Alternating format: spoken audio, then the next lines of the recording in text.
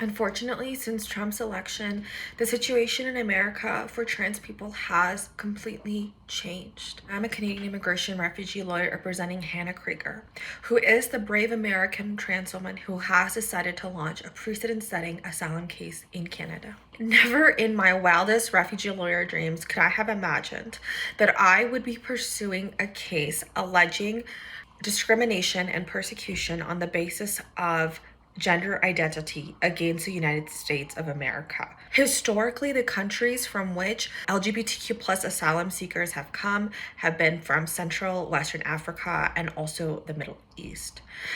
Generally, we have viewed America as one of the world's human rights leaders, and certainly not as a place that trans people need to run away from. Even before Trump was elected, it was clear that this administration was going to be extremely anti-trans. Many top members of the initial and current Trump administration were members of the Heritage Foundation. The Heritage Foundation issued a document called Project 2025, and Project 2025 included many anti-trans bills, thoughts, ideas. If Hannah is successful in receiving asylum in Canada on the basis of being a trans person, this case would have far-reaching consequences for all American trans people. It would be much easier for them to declare asylum in Canada.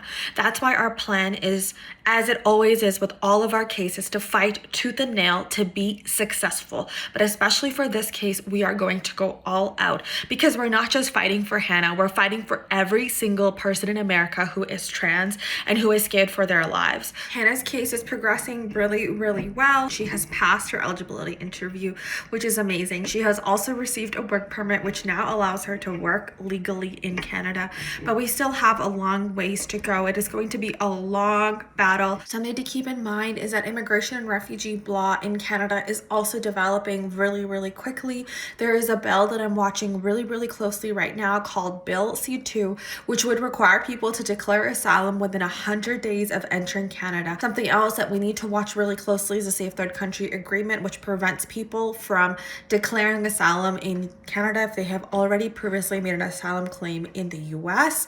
We are hoping that this is going to be struck down given all of the issues that are happening in the US right now as pertains to human rights. Since launching Hannah's case, I have received so many requests from help from Americans, both that are similarly placed to Hannah and others that are in a slightly different position, asking me to help them.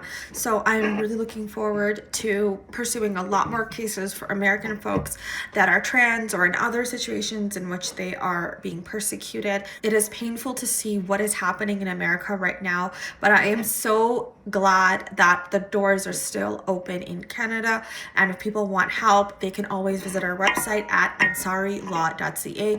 Be happy to chat with them and see what we can do.